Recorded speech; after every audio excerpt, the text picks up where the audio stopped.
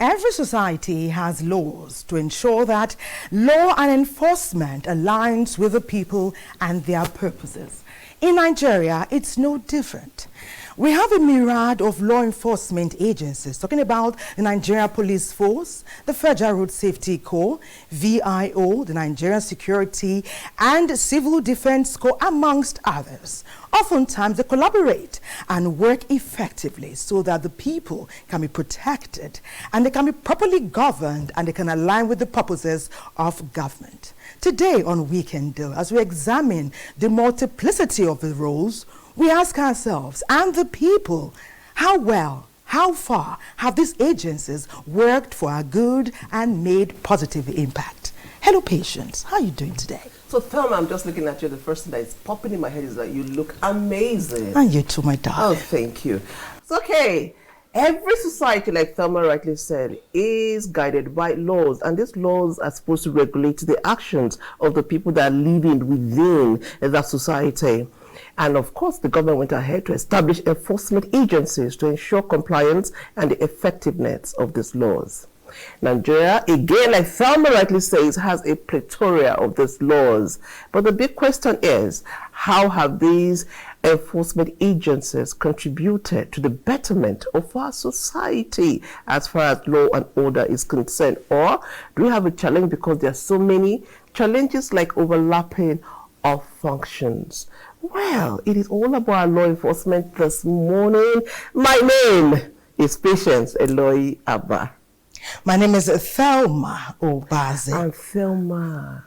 See where you're standing. Can you look at this amazing set? Wow. Oh my goodness. It's branded. Welcome back. If you're just joining us, it is Weekend Deal coming to you from the network service of the NTA. Now, since the creation of the 30-man consular in 1861, which later transformed into the Nigerian police, our enforcement agency landscape has indeed taken a turn. It has grown in leaps and in bounds.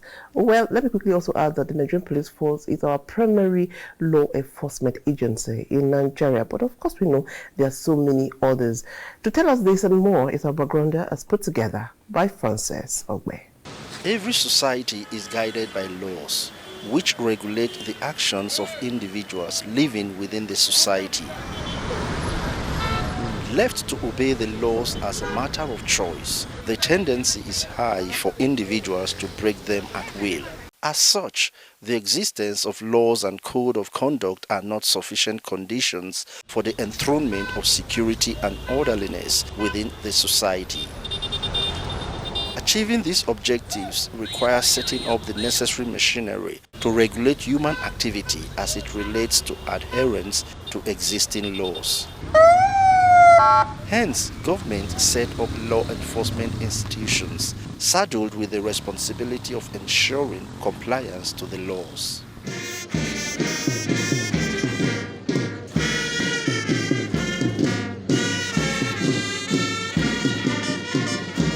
Nigeria can boast of numerous law enforcement agencies that cover various areas of life. Some of the agencies of the federal government involved in law enforcement in Nigeria include the Nigerian Police Force, Nigeria Security and Civil Defense Corps, Federal Road Safety Corps, State Security Services, also known as the Department of State Services, Economic and Financial Crimes Commission, Independent Corrupt Practices and Other Related Offences Commission, and the National Drug Law Enforcement Agency. Despite their crucial roles, law enforcement agencies in Nigeria encounter numerous challenges. Insufficient funding, adequate training, and outdated equipment further hinder their ability to combat crime effectively. Coordination among different agencies can be challenging, leading to overlap or gaps in their efforts. Above all, the multiplicity of roles by the various law enforcement agencies cannot be wished away.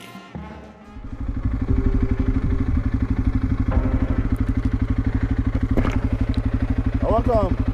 How are you? I'm fine. How's the journey? Good. To where? Abuja.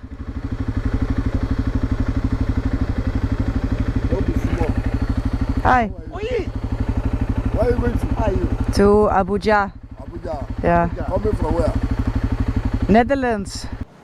The multiplicity of roles in Nigeria's law enforcement landscape reflect diverse challenges the country faces. Weekend Deal Today beams a satellite on the issue of multiplicity of roles in law enforcement in Nigeria. Weekend Deal! We have set the tone for our conversation today. You know how we do. We're expecting feedback from you. We want to hear about your experiences. We're talking about the multiplicity of roles with regard to law enforcement agencies. So while we wait to begin to receive your messages, let's spend some time with NTA Abuja. They are looking at activities of the Nigeria Police Force, their impact on law-abiding Nigerian citizens.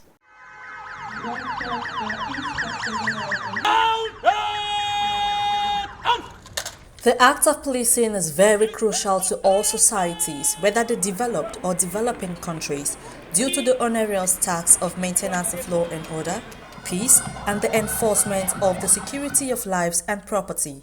The role of the police in administration of criminal justice in Nigeria is multifarious and multifaceted. Hence, the police, through the machinery of arrest and detention, ensure that offenders are taken to custody to the point of arraignment of the accused in court.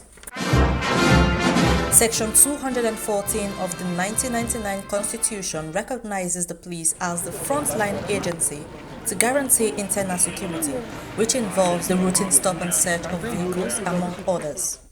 The police is saddled with the responsibility of maintaining all laws that is enacted. So, whatever, if either is a traffic violation or criminal act, an omission, it is the responsibility of the police to intervene. Apprehension of offenders, prevention and detection of crime, and traffic violations. We also do that. Stop and search is part of the statutory duties of the Nigerian Police Force. So maintenance of all laws and order is one of our cardinal, duties. The issue of police presence everywhere is part of the key component of the community policing. That is visibility policing. We do that. We make sure that where the men cannot reach, the Aberdeen system of patrol, that is using the vehicle to move around from one point to another. We had a meeting with the Commissioner of Police. So the strong warning that he gave to the divisional police officers is to make sure that every nooks and crannies must feel the impact of the police, so that Nigerians, particularly those residing in the nation's capital, will sleep with their two eyes closed. Criminal activities over time has become highly sophisticated and diverse, leading the police to involving community engagement, where they encourage community policing initiatives to get to the grassroots. It is also now the responsibility of the community elders and also the villagers themselves to also take active part in securing their environment. They should be able to have a neighborhood watch of the vigilante that will cover the gap when the police and other law enforcement are not there.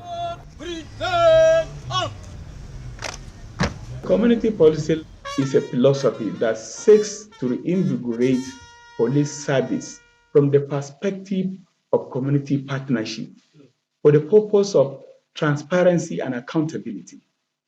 So we strategically partner with members of the public because we are serving them. They are the masters, we are the servants. So we do that. So, and in the process of doing that, we co-opt vigilante. Yes, because they are very, very important. They are strategic stakeholders. The only thing is that we screen them so that we will not fall into the hand of another criminal. So that as we are working, we know that we are working with the people that will also protect the interests of the country. The multifaceted roles of the police officer is a necessary and strategic approach to addressing the complex and evolving security needs of the society. A very engaging discourse we're going to have, and we know that you'll be sending in your contributions because you are watching our package keenly. Okay, we make our first introduction now. We talk of the Nigeria Police Force Public Relations Officer, Muyiwa Adejobi.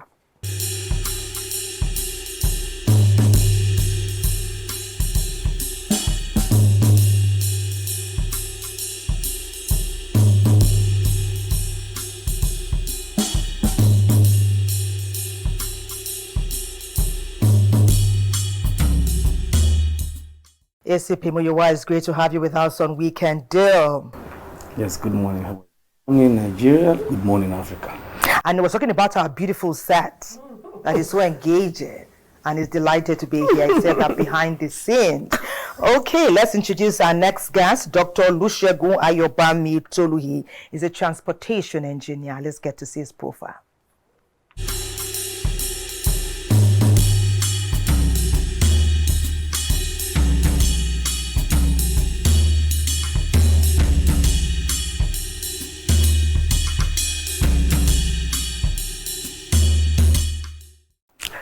Now, amazing. It's great to have you with us on Weekend Deal today as we talk about the multiplicity of roles in law enforcement agencies in Nigeria. Doctor, I was asking earlier, I want to talk about a transportation engineer. What exactly does it entail? And you've given us some insight. Patience, you want to go with the first question? Oh, yes. I'm done with my tea. I had to move here because that table was looking too yummy. I had to now move. Okay. The first question, and I'm going to ask you a question that I had asked Thelma before the show started. If you are approaching, let's say, an intersection, and you see a cocktail of law enforcement agents, police, and all of them, what is your first reaction? How do you feel? Oh, thank you for having me. Thank you, Nigeria. It's a pleasure to be here. Yeah. Yes, really, it's very confusing. And I think the confusion stems from the fact that there's a need for us to define the roles that each of those agencies should be playing.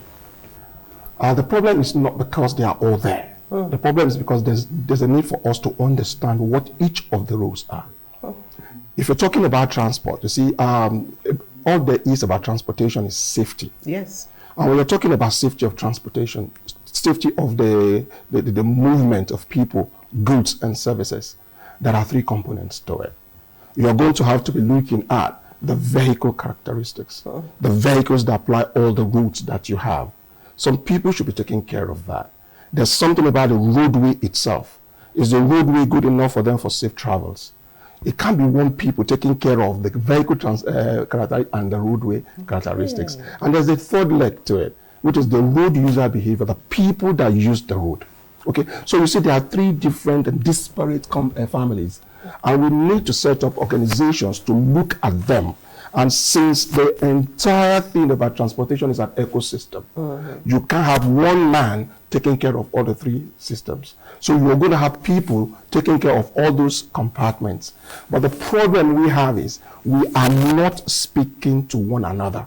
Okay. Each of the organizations that ought to be doing each of these disparate functions need to speak to themselves so that they are not working in silos. So when there is that coordination, then they will know exactly how to carry out the responsibilities. So the problem is we do not talk to ourselves, and all of us want to exact and assert our authorities. And when you get that on just that little system that is called the roads, it appears as if there is a conundrum, and that's the case that we face. Exactly. And that's how we now talk about multiplicity. Multiplicity, and like you were saying, like if they overlap. But good to think that ACP Muyiwa is here. I know you're raring to go. In your position, as the first PRO, I know that you are wearing so many togas.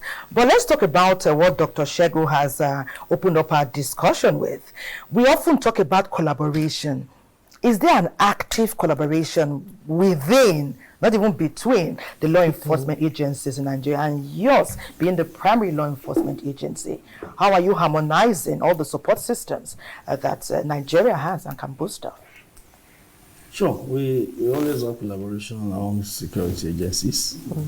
Don't forget the police, if I want to say, is the father of most of the security agencies. All of them were taken away from the Nigerian police force. And that's why you say police master, jack of all trade, master of all. If you get to the police today, study the structure of the police, you are going to have almost all security agencies coming together to form the Nigerian police force. If you take, for instance, traffic management and road safety, you're going to see the motor and traffic division of Nigerian police force is still there up to tomorrow. Talking of handling narcotics, or the NDLA, you're still going to see our narcotics department in our force criminal investigation department. If you are talking of financial and economic crimes, you're going to see the special fraud unit of the police force in Everton, Ikoyi, Lagos. And these are very vibrant units of the Nigerian police force. But for many reasons, these units were taken away from the police. Despite that, we still work. In some cases, you're going to see overlapping functions, but I think there's no big deal about it. When we have overlapping functions, what we should just look at is to make sure we have a target and we achieve our goals, to make sure we are children of a particular father. As the federal government, we are all working to make sure we assist the government in implementing its policies and agenda of having quick economic recovery, social integration, and development in all areas. So it's very important for us. I don't want to always subscribe to the fact that this multiplicity is a problem. It shouldn't be a problem. But I think what we should look at is respect to one another. That if you see, I can't see in Africa, respect is very key. Our culture is very key. It's called that we have issue of unnecessary rivalry because a young officer somewhere in one agency will fail to give you a compliment or to respect you because of unnecessary supremacy. I won't say because I see an officer of Nigeria Security and Civil Defense Corps and I will not respect him because I want to believe I belong to the police force. I won't want to say because I'm a soldier, whatever my rank is, I've seen my superior in another agency that will not give me respect. I'm hearing the fatherly tone. Yes, coming there in there. In your conversation. I'm still going back to the roads. I don't know, because I operate there all the time. I'm sure all of us are on the road. So that's where I'm so worried about. What are the duties of these different enforcement agencies? For example, what should I expect from a VIO officer? What should I expect from a police officer who approaches me? What should I expect from the road safety man? What are their different roles on the road? Like I said, every agency has its own acts. Yes. And you need to work within the ambit of the law. Yes, who should ask for my papers? Who should ask for my dates? What should I present to the VIO man? What is he looking for when he stops me? Generally, traffic management is a very serious business. And we need to take note of that we even have laws governing whatever we do on the highways. We have the Road Traffic Act, and we have many other laws. And don't forget, because we practice a federation in Nigeria, every state has a right to make laws. For instance, you see the Lagos State transport law of 2018 might not be the same thing with what we have in the Nigeria the Road Traffic Act. So if you go to a particular state, you must study the transportation law of that particular state, so that you will not run foul of the law. So if you say the VIO in Lagos might ask for different paper, like unlike in FCT, it might not be the same thing. In Ebonyi, it might not be the same thing, depending on the law that state has put in place for you to enforce. But generally, the Road Traffic Act will tell you must possess certain documents when you want to apply the road. I know that every driver must have a driver license. That's personally, a driver must have a driver license. And you should not be less than 18-year-old. But what do we see today in most cases? You still wonder that many still have home delivery of driver license. When I wanted to start driving, my father took me to Abuja that time in Ibadan. That they would tell me they put drums here and I need to maneuver my waist. The moment the bumper touches a drum or anything, you feel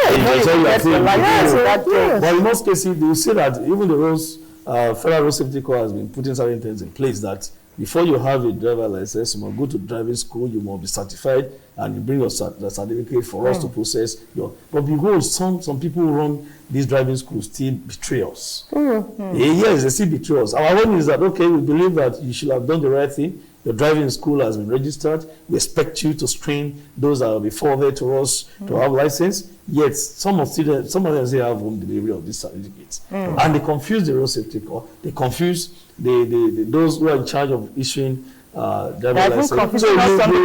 So you believe, that's why you see that in most cases you see some of them they violate traffic rules, they misbehave. I don't see why a reasonable man will not stop at the traffic point. When you're already, you're already. Many drive with their driver license, they don't know we have highway code. How many of them are even seeing highway code? Ask the driver today, is highway code? Yeah, no. It's in the highway code. So we take things for granted in the country, and that's why we are having issues like this. And you notice that we have more road crashes, we have high mortality rate, even more than the insecurity we think we have in Nigeria. Can we ask you to hold your thoughts? ACP, hold those thoughts. We'll come back and tackle that. For now, we do know that NTA Knowledge has been doing a feature on the Federal Road Safety Corps. Let's see how we can align ACP Miwa's thoughts with what their research has thrust up at this time. Let's see. What did you find? A safe road is everyone's responsibility, not just the responsibility of the government, the highway departments or agencies. Many car owners or users have at one time or the other been stopped by officials of the Federal Road Safety Corps, FRSC, and Vehicle Inspection Officers, VIO. Some have had to be penalized for violating one law or the other, and some people have also complained of being extorted. While some motorists have lamented over the multiplicity of traffic agencies who harass them daily over demands on a single issue by the different road-related agencies. Road safety asks of particulars, the same thing with VIO, even policemen, they always ask of the same particulars. Their action on duty, there are differences. Like road safety now, if they stop you, they'll ask of your driver's license. If they're up to date, they allow you to go. For VIO, when they stop you, they ask of your vehicle paper, they ask of your driver's license, they'll ask of so many things. Even though your glass crack, they'll make sure they'll take you to office. That's why I see some of our drivers, when they see road safety, they prefer to stop than VIO. Maybe VIO is operating at this legislator quarters gate now. They'll follow Durumi. When road safety stop you, once you don't see your driving license and your motor particular, everything is complete, you go say make it they go. But when VIO see you, if you give them paper, give them license, you go begin to find. As you know, say your motor is complete, you go to find one way to the other to get something from you. Make the VIOs you have a particular ticket or particular tax when you pass, because I can feel pass for zone here more than 100 times in the day, and they go and stop me in the morning, stop in the afternoon, stop in the evening. If when they drive, when road safety stop you or VIO stop you, they should not say they don't stop this motor or they don't check this motor. The road way they run every day, VIO go to stop you in 7 times in the day. The main thing when make road safety arrest me, I know fix my seatbelt. They arrest me, they ask me driving license. I don't get license, I carry retention and give them. Then they come ask me where's my particular, I can't give them. They just pack and give me same car, they go. But if you see you, the main thing they go ask you driving license and particular. If you give them, they go ask you say, may them go do inspection for you, match brake, light no show, driving license, fire extinguisher, spare tire. All them go begin to ask you that. If you give them that one, they go tell you say you carry overload. If you not carry overload, they go tell you say unpainted. Quite a number of motorists, however, find it difficult to specify what the functions of this set of people are, or what exactly are they supposed to be doing on our roads. The Vehicle Inspection Office deals with vehicles, while the Federal Road Safety Commission deals with the protection of the people that use the roads that this vehicle ply up.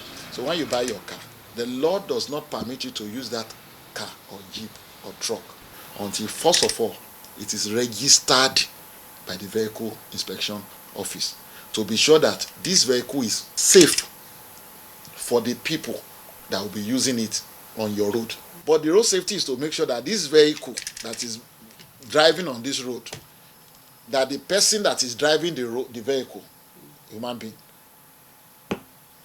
being, drives in a manner that keeps road users safe. Federal Road Safety Corporation deal with protecting road users on the highway to ensure that they do not have accidents and they are not injured. Can you see that? It's a complementary duty. So we talked about overlapping functions. I want you to react to that before we even move on. Yeah, thank you so very much. You see, it all goes back to policy. You see, whatever it is, every aspect of our life as a people nation, policies should guide them. And when you have policy, you not need to think through those policies so that you are able to implement. When you're implementing policy, you see, because policy goes back to legislation. All that we are talking, all that he has spoken to. When you're looking at the fellows on the other end of policy and consuming policy, trying to interpret the policy, well. But if the policy itself is wrong at conception, the interpretation would necessarily be wrong. Okay, ACP Muyiwa, let's look at these collaborations now. I know earlier on you spoke about lack of respect and regard. And it happens even among people who are not even holding offices. Sometimes ego and pride or some perceived status symbol may make people not act the way they ought to. But we do know, or we do hear about some level of successful collaborations in different spheres. Were there to be some, would you be willing to share them with us? Yeah, there are so many. Let me even use the evident one that we can see is the ongoing operation to liberate the Federal Capital Territory. Recently we've been having issues of kidnapping, one chance, all this, all that. And the thing is, all the security, particularly the military, the police, and all the security agencies have come together. They've been having joint operations in the Federal Capital Territory. If not, it would have been worse. Considering the fact that the FCT is now very ferocious because of proximity of FCT to most of I think FCT borders almost 4 states: Kogi, Niger, Kaduna, Nasarawa. And from the Kaduna axis of it, you see that FCT Kaduna, they lead to Kajuru Forest, where we have those terrible armed bandits, those elements who will come into this place. So if not for the synergy, the cooperation we have, it wouldn't have been so easy like that.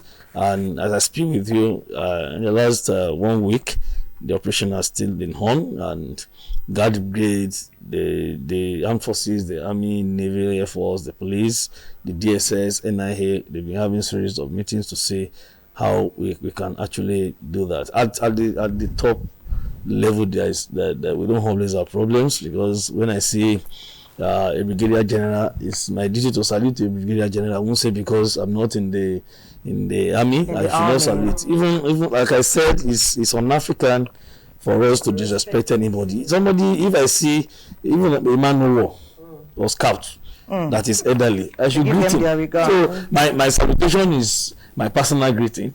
If I salute you, it's not a big deal because I need to salute you because I won't prostrate on uniform. Let me speak to the kidnapping issue just before we go on this break. Patience, you'll take us on a break in a minute. But let's speak to that kidnapping issue. You know that from last year, this one chance issue is not a first. It's plagued many states and it's been here for quite a bit. What people are asking now, you know, like we have a message here from Benin. They say, now this collaboration, what new ideas? We need to think ahead of those kidnappers. We know they are there. How is the collaboration bringing about ingenious methods? Do you know many of us? So we can even nip this thing in the bud. We may say by heaping blames on security agencies for everything that happens. No blame yet. One chance, I don't think we should even blame security operatives for one chance because it's in most cases, like I always say, we take things for granted in this country. One chance is not kidnapping, it's not adoption. It's another form of, how will I say, is it robbery or what would I call it? Because, and it's always silent.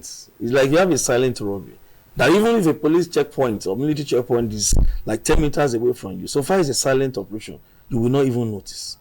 So what we should do is, for us who are passengers and commuters, we should be very careful. There's no state that doesn't have registered parks and garages. We like to just stand by the roadside and looking for free rides and what have you. And when, even as a woman, if you want to enter a vehicle, you want to join a vehicle and you see like 4 or 5 guys in that vehicle, you still go ahead to join them.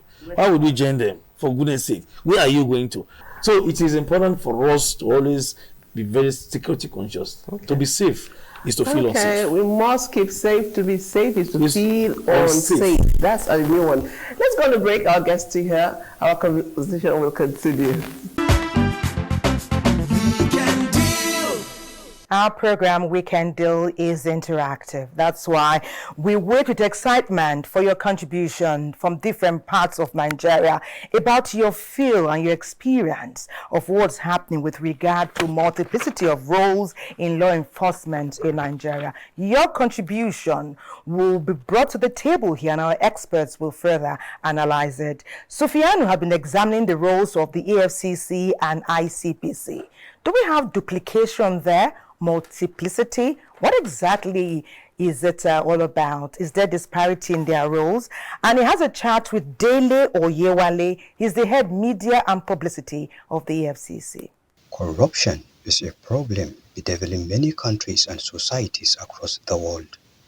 To reduce and perhaps eradicate the damage this menace does to Nigeria's development, the federal government established multiple institutions that will checkmate the economic and financial activity in the country. The most vocal of these are the Independent Corrupt Practices and Other Related Offences Commission, ICPC, and the Economic and Financial Crimes Commission, EFCC. Does having similar targets duplicate their functions in any way? The role of the EFCC, stands out very clearly from the role of the ICPC because the establishment out of the EFCC empowers it to investigate, prosecute all cases of economic and financial crimes. But the ICPC Act empowers it to investigate public sector corruption. So there is a clear-cut difference concerning our mandate. How does this affect their effectiveness? The uniqueness of our mandate, the truth of the matter is that the issue of corruption in Nigeria requires more coordinated activities. People are saying that the duplication of, when you look at the enormity of all the cases and the reality that is staring us in the face concerning the issue of corruption, you find out that the two agencies, they are doing very good work.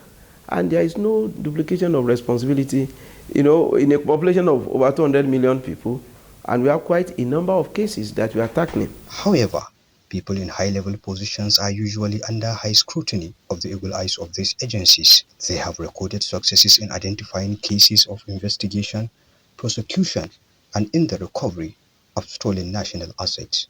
Today, there is a general consciousness among Nigerians that economic and financial crimes are evil. The commission has been able to establish consciousness, public consciousness against corruption. It was not like that before. But today, well, you know, it is normally said that the fear of the EFCC is the beginning of wisdom.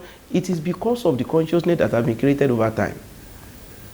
And of course, when you look at our record of convictions, year in, year out, there are things that you will know that there is a machinery in place that is fighting corruption.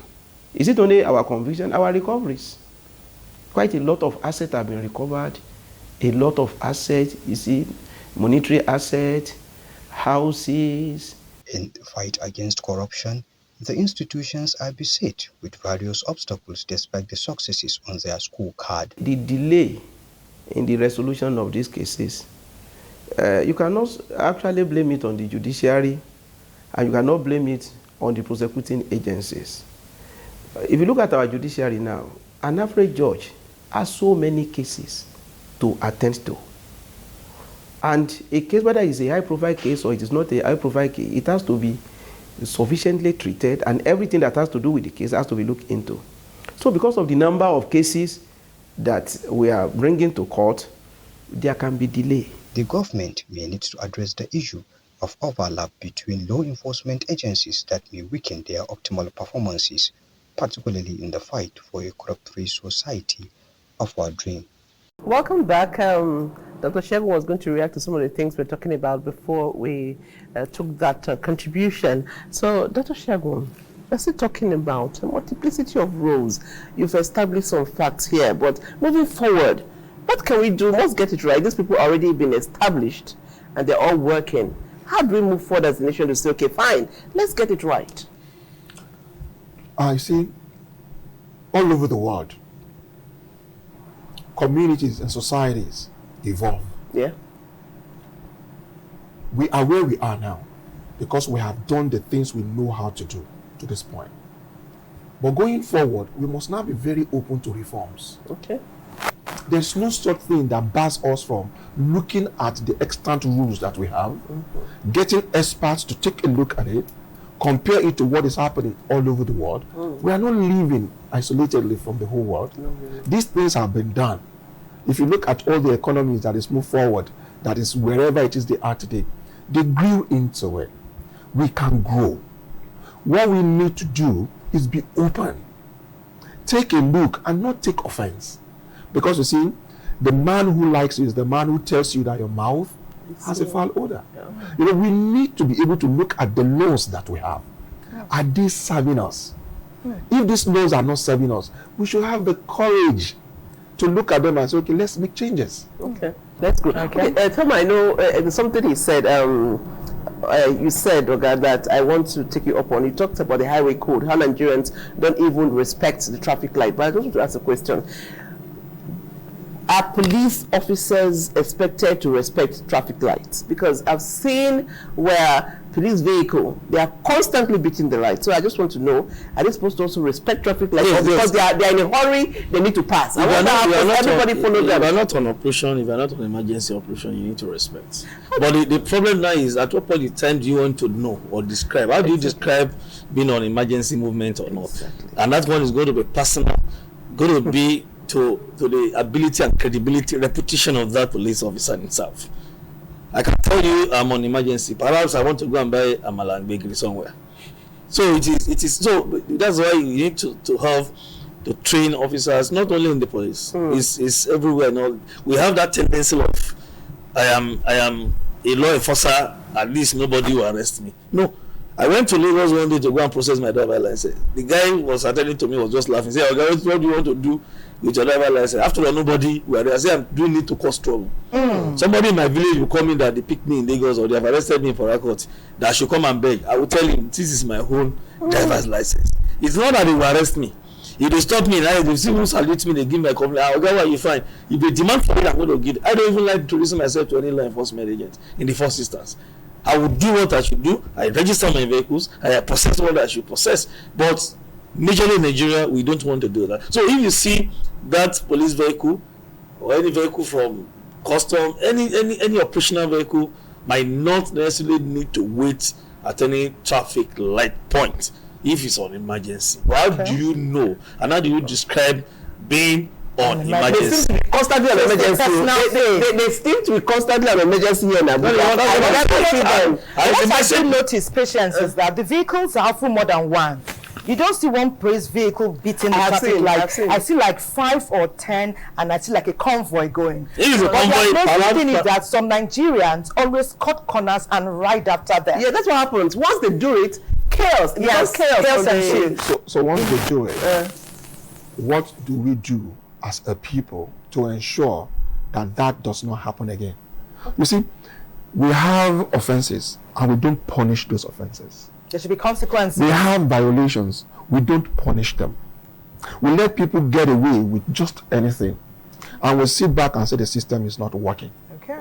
So if you violate, there must be consequences. And that consequence should be taken to the letter. Seriously. So if we begin to punish violations, people would get... Look, everywhere else where it works, it's just not working because it happened. There must be a deterrent. It is because they were punished. There were deterrents, like you said. There were punitive measures. If you violate, this happens. Yes. And nobody begs, like you just said. So that when I go, you said, when you go to the village, you will show them, don't let me tell you, come and beg. Yes. We have some messages though. Let me tell you what Nigerians are thinking and sharing. Okay, Imohimi, good luck, is reaching us from Port Harcourt. It says, multiplicity of roles by law enforcement leads to headroom for insecurity and other vices in this country. It creates loopholes that if not well blocked, they'll continue to bring about indiscipline and some negative attitudes. Absolutely. That should be the focus at this point for agencies involved. Absolutely. Good luck, Imohimi from Port Harcourt. Okay, I'll take a few more. Good morning. Great job, Weekend Deal. Great job, NTA. Great job to the analysts who are on the set today. They say what the Public Relations Officer of Nigeria Police Force spoke about is right. People disregard their security and they take it for granted. They must be more vigilant. That way we will have less cases of one chance, not just in Abuja, but everywhere in Nigeria. Sule is here in Abuja. I'll take one more because it's an angle we haven't talked about here. Talking about corruption. Ide from Benin says corruption in the police force and other law enforcement agencies is having a negative impact because oftentimes Nigerians feel they can buy their way out of any challenge or any form of indiscipline. Let the force PRO speak to that. We also have the perspective contribution as well. Like I always, don't forget that corruption is not been defined as just collecting money. Absolutely. Yes, corruption transcends that and goes beyond that. I always say, for you to be a decent person, for you to be a reputable person, is a personal thing, a personal business. You may decide not to be. I always do things at times that are very funny to one of my friends that they expect me to break protocols because I'm the first player. I said no. You see, corruption is, let's start from somewhere. Even if you're on queue to get a boarding pass at the airport, you see some that will just cross that. Yeah. I am on business class. It's a level. It's on normal economy. Even the seat is at the back.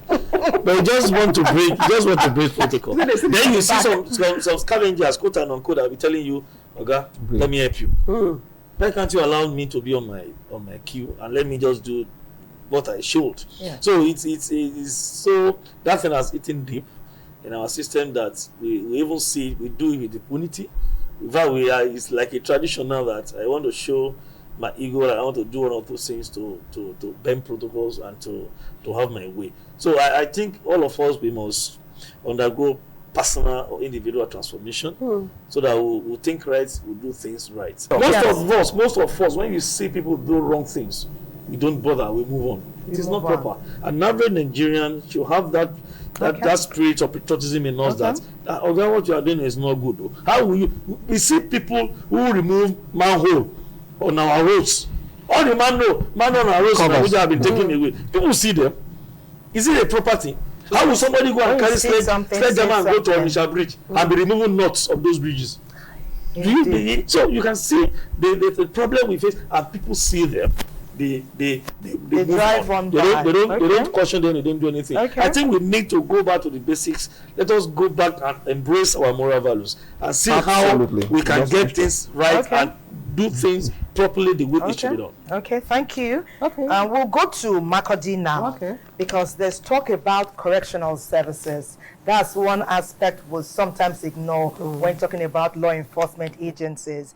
If you can commit the crime, you better get ready to do the time. But there is hope for those who do the time. Just like Mary Oche is telling us, she's the controller there in Makurdi in Benue State. She says that there is hope for the inmates while they are in there, and also even better when they come out.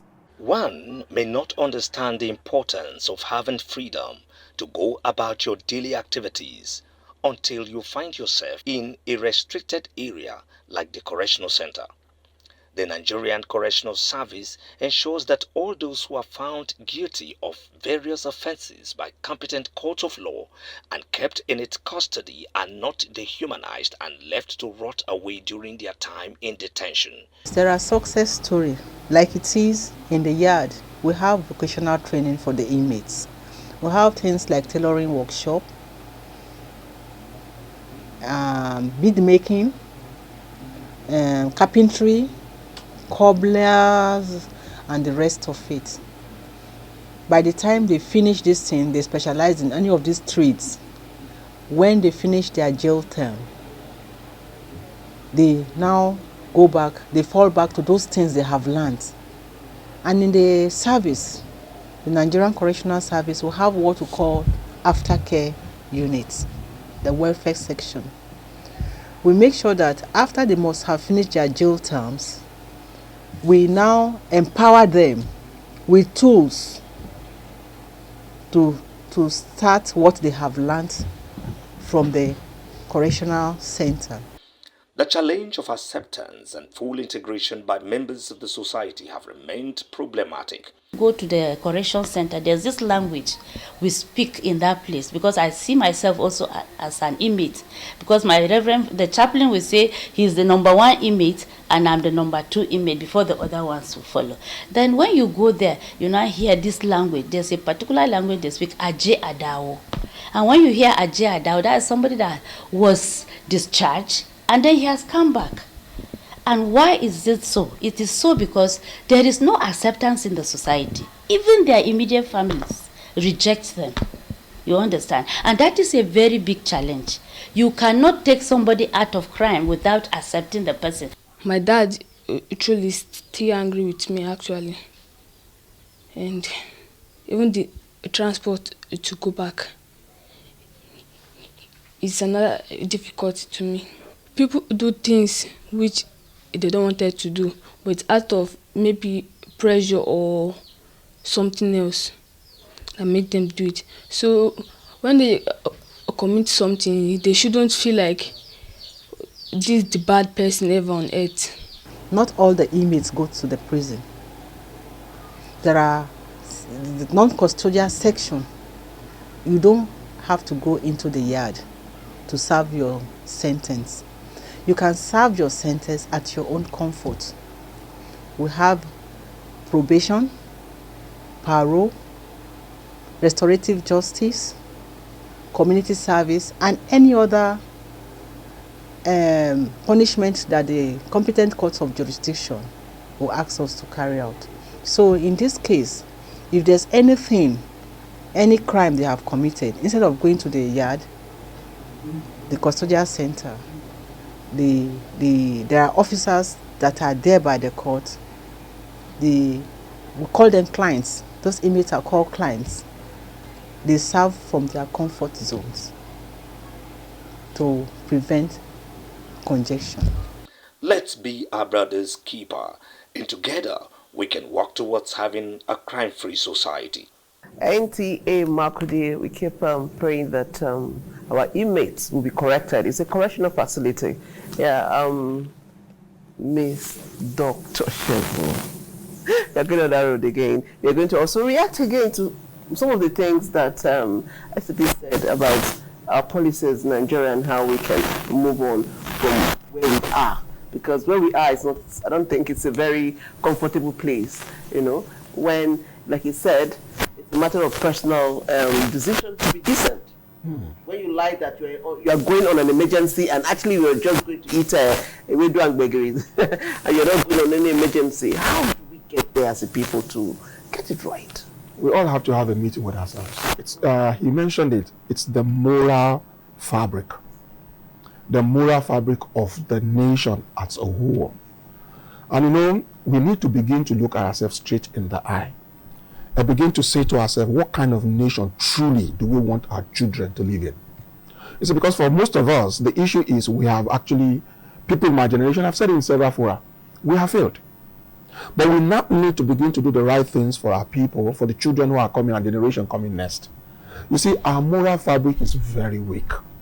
The things that we value are not things that is nation building at all. And it's a pity, because right now we sit back here and we're looking at the system that is called the Nigerian nation as a whole. But the truth is, it will not change, and nobody is going to come and change it for us. We need to begin to look at ourselves and begin to say to ourselves, look, hey, what I am doing, if it is done to me, how would I feel? Until we get there, he says something about, and I've seen that happen severally on traffic. You are in the traffic, most of us castigate our leaders and they do this, but half of the time, we don't even obey simple laws. And every time we want to flex. All the time we want to show that we are the people who really must be obeyed. Now, you see this thing about, he says something about respect. You can't respect another when you have not even understood who you are and respected yourself. The truth is, in Nigeria, we totally don't have any value for the next man. And we just want to leave. So coming home and looking at the situation in which we are right now, and he spoke to something about corruption and the reason for which corruption is endemic in our system. I would quickly cut through the chase. Two things actually on it. One, our elites have so weaponized poverty. Two, we need to look at dignity of labor. When a man works, please pay him something that can feed him and keep him alive. Everybody in Nigeria, from the top to the least, is underpaid. And taxes are coming in. Cost of living is high.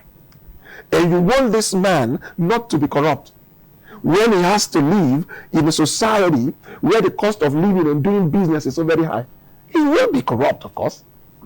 Because we are not matching our responsibilities with the paycheck that we are getting. We need to look at the whole spectrum. Let us just not talk about the individuals. Like I said earlier on, policies must be well thought out. One of the channels I love watching is BBC Parliament, that talks about the parliamentary discussions of the in Britain. You need to see the rigor of thoughts and work that go to every policy that they make. All the arguments and all the debates. In Nigeria, do we think, when you come and you say minimum wage is 30,000, and I hear they are going to improve it to 35 now. Now you buy fuel per liter, how much? How many liters can you buy? You understand? So now in Abuja, for instance, you want to get a house. Somebody tells you go and bring 1 year rent. Your total pay for 3 years will not pay that 1 year. And you can't live under the tree. And you have to come to work. Okay. So it's a spectrum. And we need to look at it holistically. In every policy that we make, there's something about policy formation and development of strategy. We need to look at it and do the needful. Okay, thank you, Dr. Shagun. We like your angle of thought, and Nigerians are responding here. While we'll put our thoughts together again to respond to that, we'd like to take yet another break. But we'll be right back, so don't you go anywhere. Dr. Shagun, your final words. I'm just going to lean on the words of people who's gone before me. Nigeria, we must grow. We just must grow. Because the problem that we caused yesterday cannot be solved at the point we were at when we caused them. We need to evolve. and to evolve, we need to do the right things. Thank you. ACP.